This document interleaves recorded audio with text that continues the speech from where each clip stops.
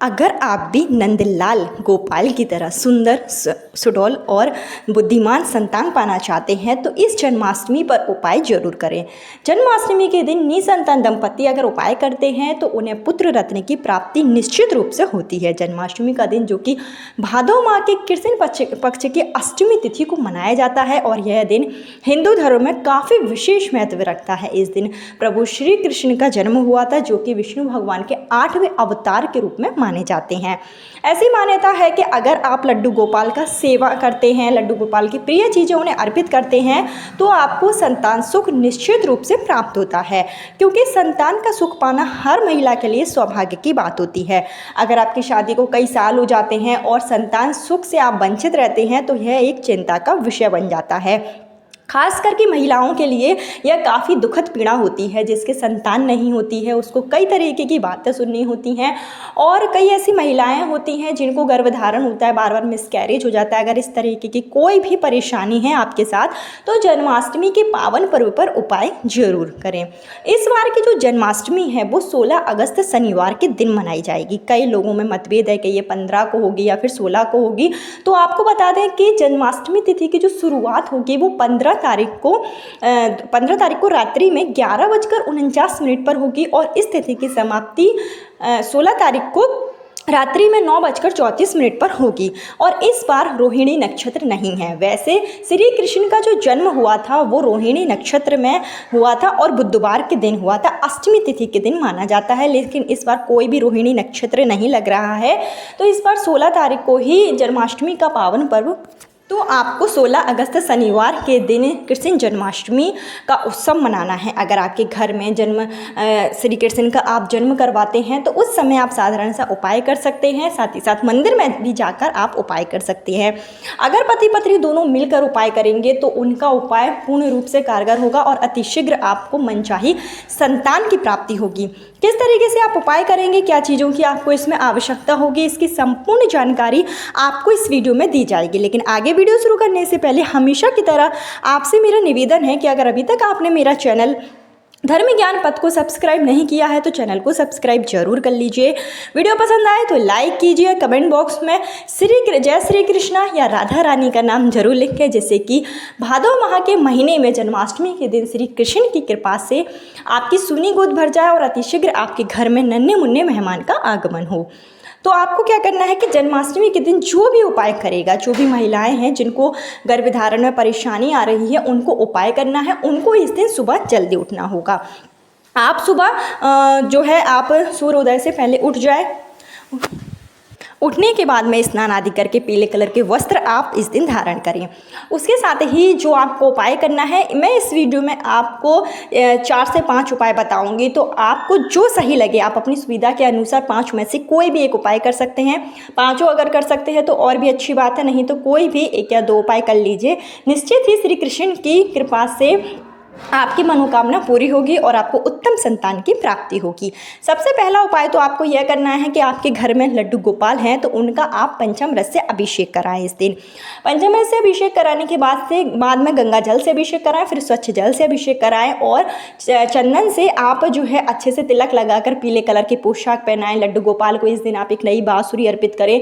मोर का पंख आप लगाएं लड्डू गोपाल को, यानी पूरी तरीके से लड्डू गोपाल को आपको अच्छे से श्रृंगार करना है। लड्डू गोपाल का जो श्रृंगार होता है वो बांसुरी और मोर पंख के बिना अधूरा माना जाता है। तो आप छोटी सी बांसुरी और मोर पंख इस दिन उन्हें जरूर अर्पित करें। इसके साथ ही माखन मिश्री का भोग लगाएं। संतान गोपाल मंत्र का 108 बार जाप करें। संतान गोपाल मंत्र जो कि है देवकी शुद्ध गोविंद वासुदेव जगपते देहि में तन्यम कृष्ण त्वाम शरण कथा। इस मंत्र का 108 बार अगर आप पति पत्नी दोनों मिलकर जन्माष्टमी के दिन जाप करते हैं लड्डू गोपाल के सामने तो निश्चित ही संतान संबंधी जो परेशानी होती है वो दूर हो जाती है और आपको संतान की प्राप्ति होती है। इसके अलावा आप यह उपाय तो आप करिए ही अपने घर पर, और आप जैसे घर में अगर लड्डू गोपाल नहीं है तो आप मंदिर में जाकर भी लड्डू गोपाल के सामने, श्री कृष्ण के सामने आप जो है ये सारे उपाय कर सकते हैं। और माखन मिश्री का भोग लगाकर संतान गोपाल मंत्र का जाप आप मंदिर में भी कर सकते हैं। इसके अलावा जब आप अपने घर में जो है श्री कृष्ण का जन्म उत्सव मनाएंगे, श्री कृष्ण की झांकी सजाएंगे, पूजा करेंगे, तो उस दौरान आपको जो है श्री कृष्ण का खीरे से जो है जन्म करवाना है। खीरा जो कि श्री कृष्ण के जन्म के लिए काफ़ी श्रेष्ठ माना जाता है और ऐसी मान्यता है कि श्री कृष्ण का जो जन्म है वो खीरे से अगर कराते हैं काफ़ी शुभ फल की प्राप्ति होती है। तो एक खीरा लें, उसको आप बीच में से काट कर श्री कृष्ण का जन्म उत्सव मनाएं और इसके साथ ही जो है पूजन करें, आरती करें और आपको जो है उस समय भी मंत्र का जाप करना है। अगले दिन यह जो खीरा हो जिसमें आपने जो है काट कर श्री कृष्ण का जन्म जिससे किया है, वही खीरा उस महिला को जो कि संतान प्राप्ति की कामना करती है उसको अगले दिन, अगर जैसे आपने जन्माष्टमी का व्रत रखा है तो आपको जो है उस दौरान फिर खीरे का सेवन नहीं करना है। जब आप व्रत का पारण करेंगे तो सबसे पहले आपको वही खीरा, जो कटा हुआ भाग होगा खीरे का, वो उस महिला को ग्रहण करना है। ऐसा करने से भी पुत्र प्राप्ति के प्रबल योग बनते हैं। और इसके साथ ही आपको एक छोटा सा उपाय आप और भी कर सकते हैं कि आप करीब 1 किलो के आसपास खीरा लें और खीरे के आप बीच में से टुकड़े कर लें। और यह जो खीरा है 1 किलो खीरा, वो आप गौशाला में जाकर या आपके घर में गाय आती है जैसे, तो आपको ये खीरा जो है अपने हाथों से गाय को खिला देना है। अगर आप जन्माष्टमी के दिन खीरा गाय माता को खिलाते हैं तो ऐसा करने से श्री कृष्ण की कृपा आप पर होती है और पुत्र प्राप्ति के प्रबल योग बनते हैं। तो इस उपाय को भी आप कर सकते हैं। इसके अलावा और आप उपाय कर सकते हैं, जैसे अगर मैंने जो आपको उपाय बताया आप वो नहीं कर पा रहे हैं तो उस स्थिति में पुत्र प्राप्ति के लिए, बेसिकली पुत्र प्राप्ति के लिए एक छोटा सा उपाय है, आप उसको जरूर कर लें कि आपको अपने घर के पूजा स्थल में ही लड्डू गोपाल के सामने पहले तो विधि विधान से आप लड्डू गोपाल का पूजन कर लेंगे और एक सुपारी, जो पूजा वाली सुपारी होती है, वो आपको लड्डू गोपाल के चरणों में चढ़ा देनी है। सुपारी का आपको चंदन से तिलक करना है, रोली से तिलक करना है, उसमें अक्षत चढ़ाने हैं और संतान प्राप्ति, पुत्र प्राप्ति के लिए आपको लड्डू गोपाल से प्रार्थना करनी है। और लड्डू गोपाल का जो भी मंत्र आपको आता हो, आप जो है गोपाल सहस्त्र नाम का या विष्णु सहस्त्र नाम का इस दिन पाठ करें। और वो जो सुपारी है वो आपको पीले कलर के कपड़े पर रखना है। छोटा सा पीले कलर का कपड़ा ले लें और उस पर आप इस सुपारी को रखें। विधि विधान से पूजन करें और पूजन के बाद में जब आप आरती कर लें, पूजा कर लें, तो यह सुपारी आपको उसी पीले कलर के कपड़े पे, जो पीले कलर के कपड़े पर आपने लड्डू गोपाल को सुपारी चढ़ाई है, वो आपको अच्छे से पीले कलर के कपड़े में बांध लेना है और इसको महिला को अपनी कमर में धारण कर लेना है। अगर आप इस उपाय को कर लेते हैं, यह जो सुपारी है वो मन्नत की सुपारी हो जाती है और इसको आप अपनी कमर में धारण करके रखें। जब तक आपको धारण करना है जब तक कि आपकी संतान प्राप्ति जो आपको नहीं हो जाती है। 3 माह तक आप इसको, जब आपको गर्भधारण हो जाए तो उसके बाद 3 महीने तक आप इसको धारण करके रखें और फिर उसके बाद किसी भी बहते हुए जल में इसको प्रवाहित कर लें। इस सुपारी को जब आप अपनी कमर में धारण करेंगे तो उसके बाद रोजाना आपको एक नियम बनाना है कि लड्डू गोपाल के सामने और तुलसी माता के सामने आपको जो है दीप प्रज्वलित करेंगे और लड्डू गोपाल के सामने संतान गोपाल मंत्र का जाप करेंगे। इतना कार्य आपको करना है। ये काफ़ी श्रेष्ठ उपाय है। इससे पुत्र प्राप्ति की जो महिलाओं को चाह है, जिनके घर में संतान के रूप में पहले से कन्या जन्म ले चुकी हैं, वो चाहती हैं कि उन्हें एक पुत्र की प्राप्ति हो जाए, तो सुपारी का यह वाला उपाय आप जरूर करें।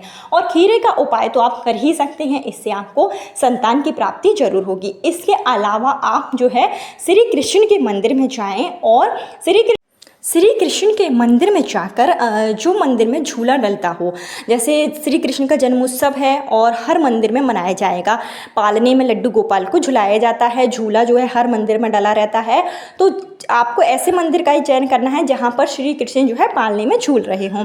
वहाँ पर आपको जन्माष्टमी के दिन यानी कि 16 तारीख को जाना है और श्री कृष्ण को उस दिन आप जो है पीले कलर के फूलों की माला, जो लड्डू गोपाल पालने में बैठे हों उनको ही आपको पीले कलर की माला जो है लड्डू गोपाल को पहनानी है और लड्डू गोपाल को उस दिन आप माखन मिश्री का भोग लगाएंगे। जो आप माखन मिश्री का भोग लड्डू गोपाल को लगाएंगे, वो माखन मिश्री का भोग आपको 9 साल से छोटे जो बालक हैं उनको प्रसाद के रूप में वितरित कर देना है।